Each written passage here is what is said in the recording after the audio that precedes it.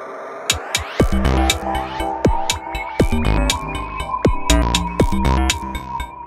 I have a question. Typically when you do e-commerce, there's always a third party bringing the parcel, right? So the person physically giving you this thing or not, or knocking on your door. There's lots of famous videos, or not knocking and just leaving a note that, you know, they were there. How do you leverage them? How do you work with them to do a better job? That's a great question. Distribution. It's a third party, it's like the postal service or a courier service. So how can you, you know, you're quite a force in Turkey, so you do have opportunities to actually make them do things differently? I think it's easy to answer this when you are in Turkey. The answer to that question is completely different when we all would be in Russia. But in Turkey, I think there's a strong integration. All the providers, the distribution services here are able to integrate with you very well, and you can track them. So they always, you know, hit numbers like they deliver 94% of everything on their promised delivery dates. And this is, you know, you can track it and you can sit down with them and improve the processes, send additional SMS, extremely cooperative infrastructure here. In Russia, I mean, you mentioned Russia. In Russia, the equivalent, Kupi VIP, who own their own courier network, because logistics in Russia is a nightmare.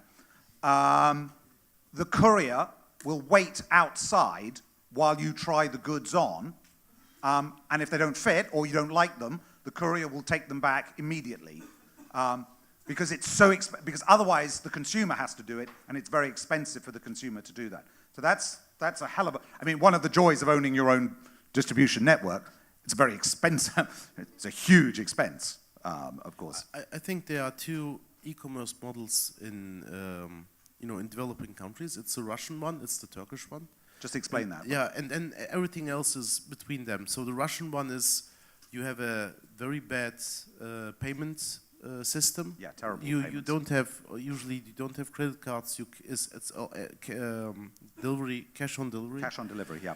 And you have a weak logistic, so you don't have national logistic companies and distribution companies. You have to distribute center by center. So Kupi VIP is sending things to Kazan, and then they have local drivers, and they deliver to the houses and do what you say. And they change the T-shirts because they deliver for three different companies, stuff like this. And then you have the Turkish model, which 100% credit card collection. Very few cash on delivery, good logistics, etc. There is a third difference. High margins in Russia, 45% product margin in Russia, 25 in Turkey.